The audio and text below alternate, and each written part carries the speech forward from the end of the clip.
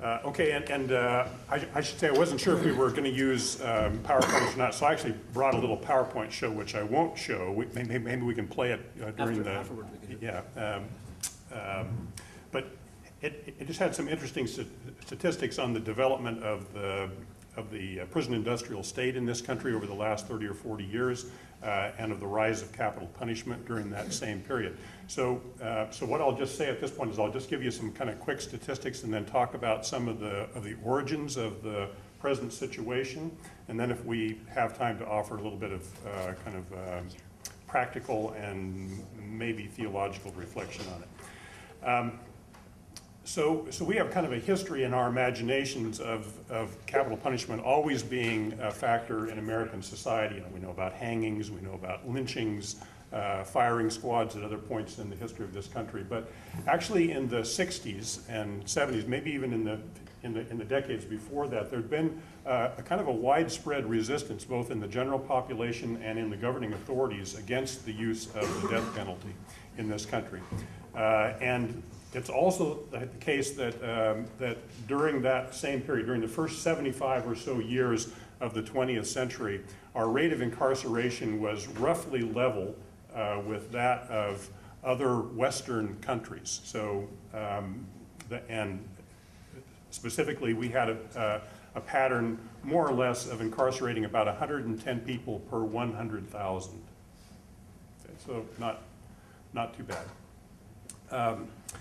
Then in the 70s, the rates begin to climb on incarceration. They actually double in the 80s and again in the 90s. So whereas in the 60s and through most of the preceding century, we'd been incarcerating at a rate of about 110 per 100,000. Today we incarcerate at a rate of 753 people per 100,000. So seven and a half times basically what we did 40 years ago. We've also at that same time, during that same time period in the 70s and 80s, we moved back into capital punishment as a kind of a normative pattern of dealing with more violent crimes. So even in 1976, we weren't executing anybody. Then it kind of starts hesitantly after the death penalty kind of reemerges on the scene. So up until about 83 or 84, there's just a handful of people, maybe one or two being executed each year. And then along about 83 or so, it begins to spike up to first 20 and then 30 and then 40 and 50. And then by the time we hit the mid-90s, we're executing 70, 80, sometimes 90 people a year as a regular thing. And then in the last 5 or so years, that's begun to kind of taper off, as has our rate of incarceration has begun to flatten out and to taper off just a little bit. Probably because, at least in the public imagination, because that has to do with the costs of execution. So states like California have very large death rows, but they aren't executing anybody who's on death row. Most of those people are dying actually under custody on death row, because the state of California has realized that it costs about $2.5 million per person to prosecute the final stages of death penalty cases.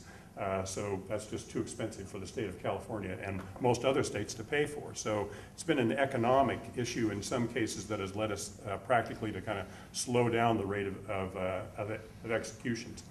But there are a couple of other factors that are worth paying attention to, both in terms of the rise of the prison industrial state generally and the rise of capital punishment. One is that there is a clear racial bias, which shouldn't surprise any of us in the statistics. So I said that for a long time, the US rate of incarceration had been 110 people per 100,000. Now it's about 753 per 100,000. One thing we should say broadly is that rate of 753, that number is more than the rate of incarceration for the other 38 industrialized countries combined. Repeat that. Yeah, so the rate of incarceration in the United States is higher than the rate of incarceration for 38 other industrialized nations combined. We are the highest in the world by far in terms of the number of our citizens that we incarcerate. It's not even close. Not China, not Russia, nobody. Just incarceration. Just incarceration, yeah. But the other kinds of statistics that make this kind of interesting are so now we're at 753, but the rate of incarceration among African Americans in general is at 2,300 per 100,000. And for white people, it's about 400 per 100,000. Now that still puts us, that 400 per 100,000 of incarceration of white people still puts us above the average, or for even the most punitive of the European nations. But you know, it's closer to where they are. But for African Americans, it's 6 times that. For African American males, the rate of incarceration is 7,000 per 100,000, which means that's, 28 times or something? I mean, it's substantially more than the rate of incarceration for any other segment of the population. African American women are incarcerated at a rate of about 330 per 100,000, so that's not quite the same as the total for male and female white people, but still significant, and significantly higher than any other population for any of the European countries. Okay, so what's been happening during this rise is that we've been targeting particularly African American people. More recently, there's been also a focus on Hispanics, but there's a clear racial bias in the way that the whole prison system is organized and who the targets of the imprisonment movement have been. So what that means is 1 in every 3 black men is likely to be imprisoned at some point during their lifetime. And that's higher than it was 10 years ago, when it was only 1 in 4 1 in 4 black men being imprisoned during their lifetime. So you know, it's a pretty serious problem in terms of the racial dimensions. It's also becoming now, as time goes on, it's becoming a class issue. So some of the people who are working on this issue over the last 20 or 30 years have said that it isn't just a racial issue anymore. It's begun to metastasize, so that it's become, in a sense, more of a class issue. So if you're poor in general, you're much more likely to be imprisoned at some point during your life.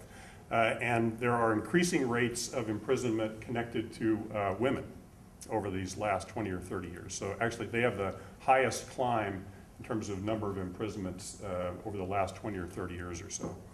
And oddly enough, among the people who are now most susceptible, or increasingly susceptible, are even white women. And that has to do with the fact that both African American and white females who are from lower classes or from poverty situations are much more vulnerable now than they were 20 years ago, say. And so they're more susceptible to the kinds of factors having to do with health, income issues that would put them sort of in harm's way in terms of the possibilities of being imprisoned. Okay, so that's the general sort of imprisonment problem that we have in this country. Alongside the increase in the prison industrial state, which has now become a kind of a major industry, which influences the political situation as well as the economic situation. We've also had this sort of increase, which started at the same time, in the use of the death penalty in this country. Usually argued as a deterrent to crime. It turns out that there's no real statistical base to affirm that the threat of the death penalty deters any form of crime, certainly not murder, since most of the murders committed are acts of passion in the moment, and people who commit those acts usually don't stop to think about, well, what might happen if I get caught, and might I get the death penalty someday? They're simply acting out of impulse. And they're usually young people, and impulse control gets better over time. So what some other countries are able to recognize that we aren't apparently in this country anymore is that as people grow older, they become less inclined to engage in any form of crimes, but especially violent crimes.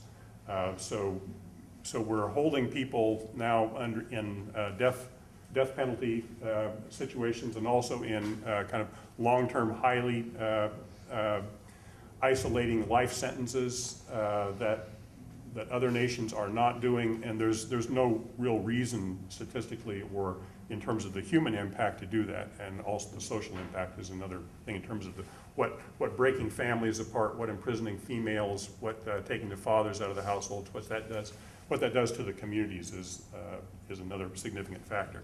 So where did all this come from? So why did we start, executing people again in the 70s and 80s, and also build up the prison industrial complex? Part of it has to do with what had just preceded this era in American history. So what happened during the 60s?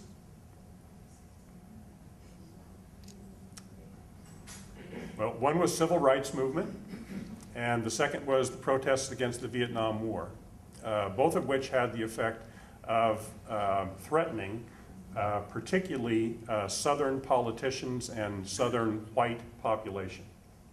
And so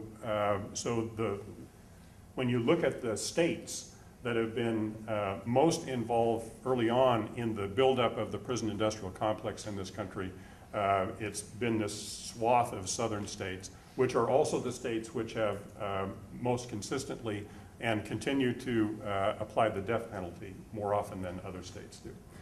So it's largely a southern kind of a phenomenon, and but as the politics of the South and the economics of the South have spread to other parts of the country, so most of our presidents now are coming from southern states like Texas or Georgia or Arkansas.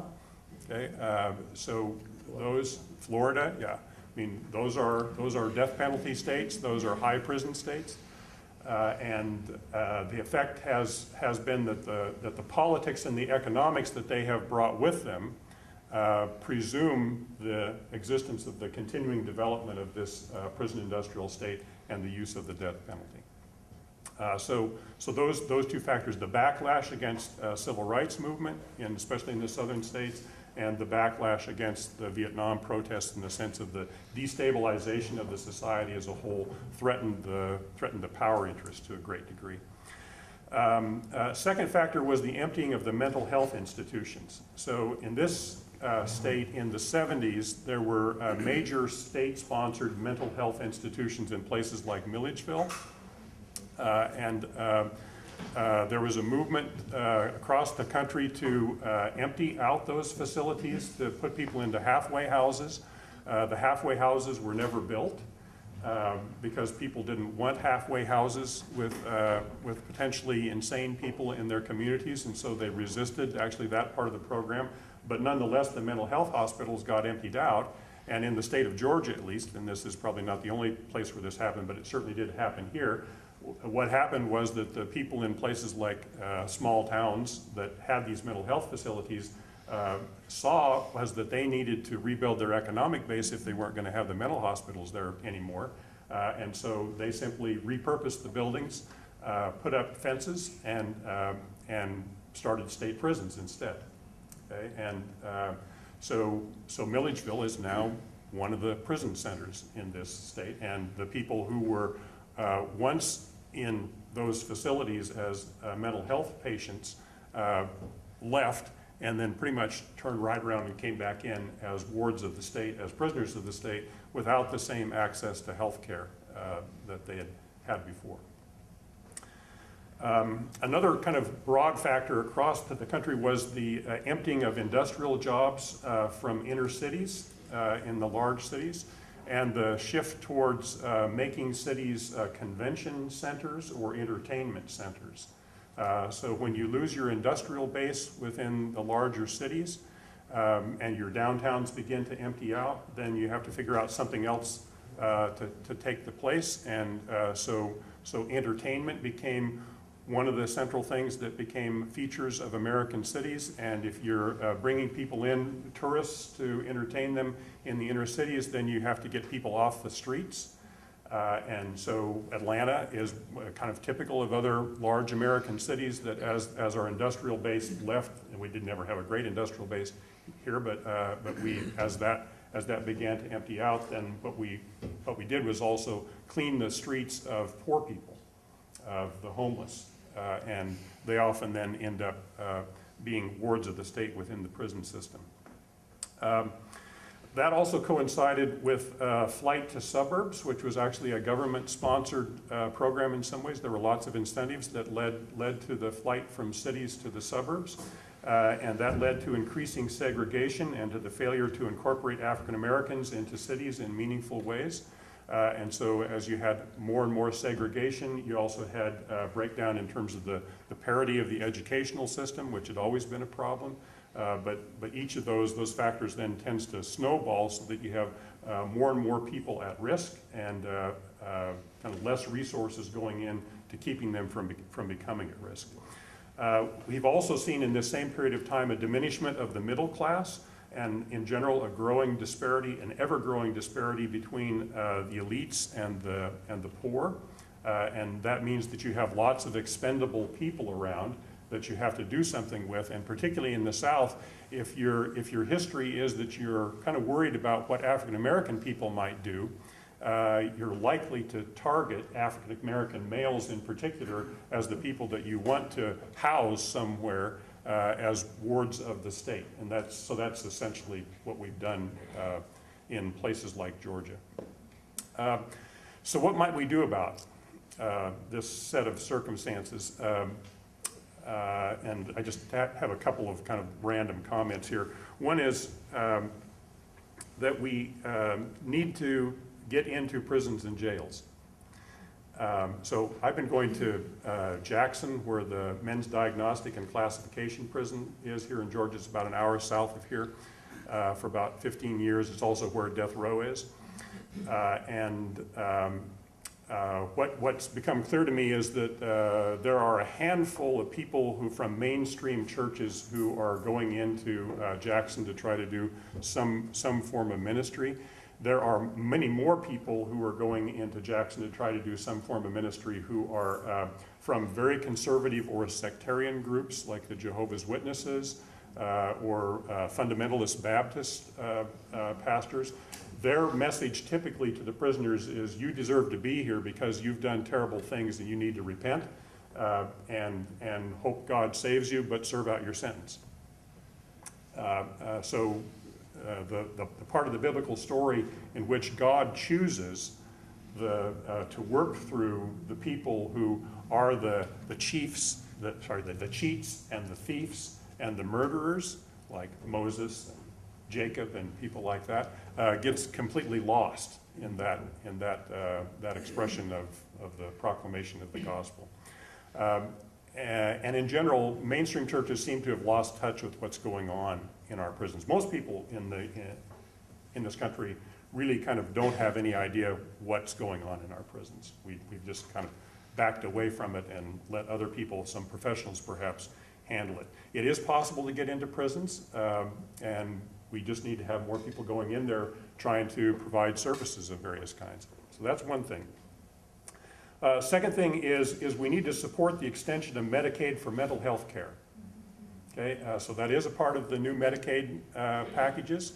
It is not a surprise, again, that the states that have declined to participate in the new Medicare programs that came along as a part of Obamacare, the states that refuse to do that are the southern states, for the most part, who are most deeply entrenched in the patterns of institutionalization of poor and African American people in particular, and who are not interested in providing the health care kinds of things that would come as a part of the embrace of expanded Medicaid.